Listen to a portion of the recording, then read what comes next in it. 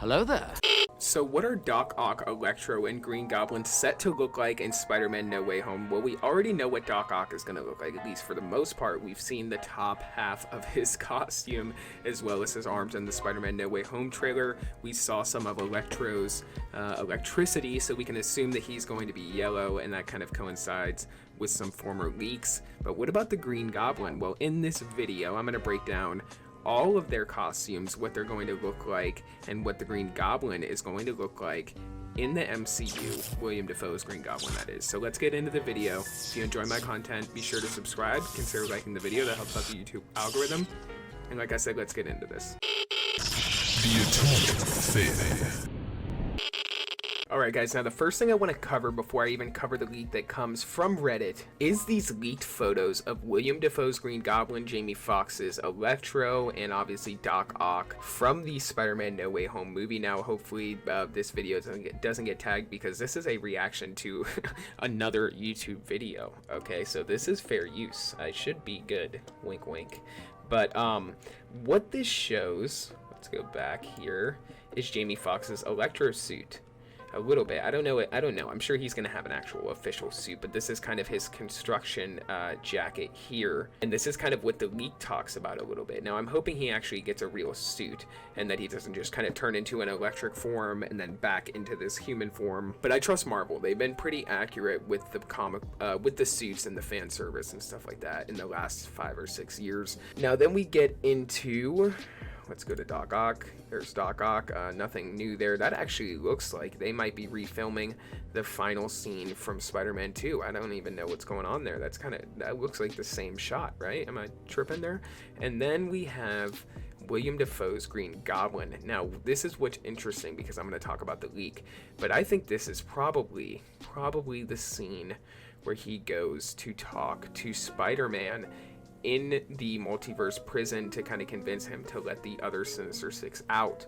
He kind of looks like he has a sort of empathetic face there, like he might be pleading with him, similar to the way he tried to manipulate Tobey Maguire's Spider-Man. However, we know that Tom Holland's Peter is much more immature, he's much more naive. And even though it's been 3 movies now, he seems to be the same kind of ditzy kid that would fall for something like this, but you know, he's still in high school, technically, so I guess we'll give it a pass. But what's interesting about this is, look at this. This looks to be sort of a dark, it's very dark, obviously, but it's a purple hoodie, and this looks to kind of be a green shirt underneath. So I'm thinking that he's going to get the comic accurate Green Goblin suit, and we're going to talk about the leak that talks about the suits from Spider-Man No Way Home. Now, as I said, this leak does come from Reddit, but it's covered by somebody over on One Take News, and it talks about the 3 different costumes and what they'll look like. Now, it talks about Jamie Foxx's Electro, and it says that he will be wearing a green construction jacket, which is interesting because we saw that obviously in the leaked photo there. As Fox said earlier, Electro won't be blue, and instead he will be yellow, and so will his powers. Now, I'm not sure if his skin will turn yellow similar to this, or what will happen in the movie. I really hope not. I mean, this, even just looking back, looks a little rough. So it says for Doc Ock, Molina said he will already be de-aged, and Ock's story will pick up near the end of the events of Spider-Man 2, so this does confirm what I've heard about his costume. I've heard that Molina will have the same look, but have some minor new changes that I haven't been told. Doc Ock's design in the Raimi trilogy is beloved by many fans, so you'll be happy to know that it's retained for the most part. Now, we see that in the trailer. It looks pretty similar to this shot here.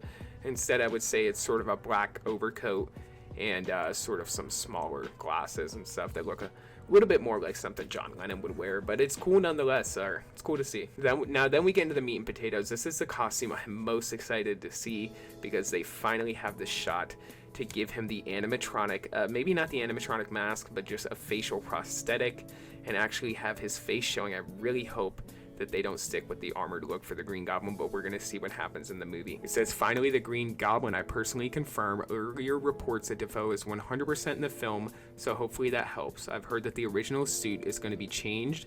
I've heard that it will still be armored. A lot of purple will be included in the suit to make it more comic book accurate. And he says to get an idea of what each villain will look like, I did a slightly terrible mock-up.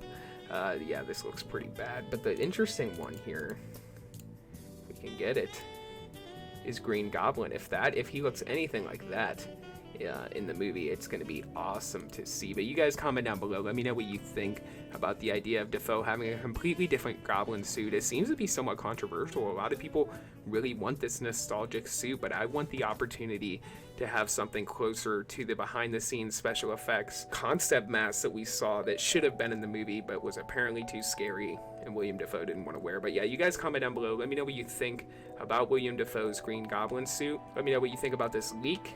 And that's all I got for this video, guys. So until the next one, be safe and stay well. Bye-bye. The Atomic Theory. Imagine, if you will, sitting down to your morning coffee, turning on your home computer to read the day's newspaper. Well, it's not as far-fetched as it may seem. In fact, both local San Francisco papers are investing a lot of money to try and get a service just like that started. Science editor Steve Newman reports on one person already using the brand new system.